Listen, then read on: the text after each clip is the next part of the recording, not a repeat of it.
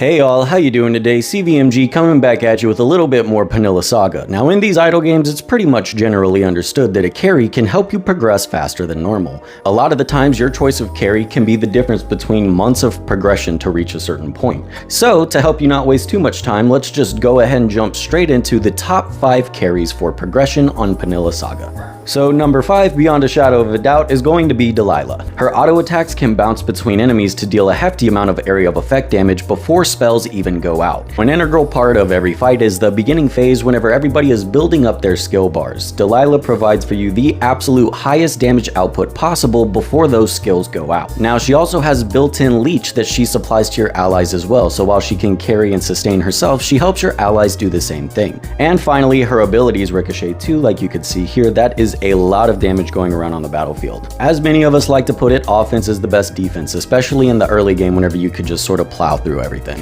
Number 4, renewal. So what she can do is put out multiple avatars of herself on the field to help deal damage as well. They copy her attacks, they copy her abilities, they mimic her stats, and in general, they just supply a lot of pressure to enemies on the battlefield. She also has a key function that a lot of carries rely on, and that's whenever allies die, it increases her damage and her damage resistance. So in a carry situation where you can expect her to be the last one standing, you can also expect her to have increased stats for a large portion of the fight. Whenever you unlock her potential, she's also going to get innate crit and innate leech every single time she lands a certain number of crits. Number 3, Anastasia. So unlike Delilah, who benefits from damage output before abilities go out, Anastasia is going to be the opposite. She's going to deal the most damage whenever it's time for abilities to go out. Not only does she increase the damage that the enemies take in general, but she has a lot of area of effect attacks with very short cooldowns to help make work of most foes. She's also able to ignore damage every time she does this ability where she has the spinning snowflake around her. That is her being invulnerable to damage, and we can see how often she puts that out. And should you take her potential path to be a Silver Moon warrior, she's going to be able to regenerate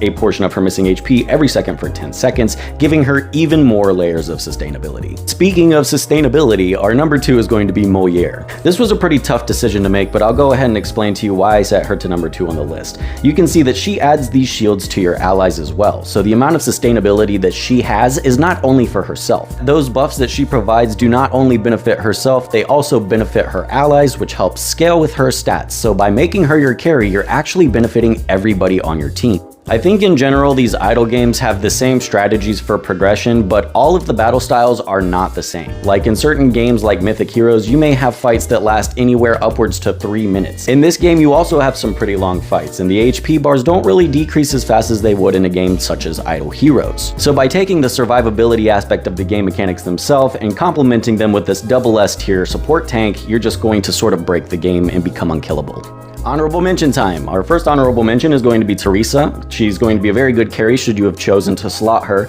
but the reason I didn't select her is because of this ability that decreases her effectiveness as her HP decreases. If you're a carry and you plan on being the last one on the field, then you can guarantee your HP is going to decrease. I sort of figured that would be an in-game thing, and being a carry is an early game thing. Honorable mention Ingrid. We have that vampire bruiser with an insane amount of sustainability, but she just runs into that exact same problem as the last one, that her effectiveness decreases as her HP does, and I'm just not a fan of that.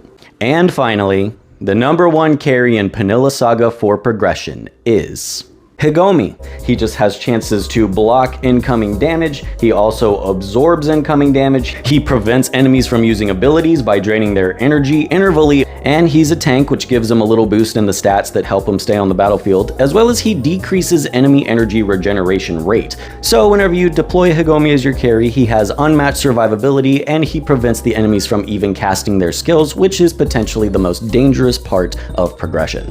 There will always be those matches in PvE where the developers just slotted together a really high synergy team. It's going to be very hard to get past those stages without a carry. So you're going to hit wall after wall, and if you choose Hegomi, you're not going to experience 95% of these walls. But those are going to be my top 5 carries for Panilla Saga to help you in progression. Thank you so much for watching. If you have a carry that you really like, please drop it in a comment explaining what you like about them. Subscribe. But other than that, y'all, that's going to do it for me today, and I'll see y'all later. Bye.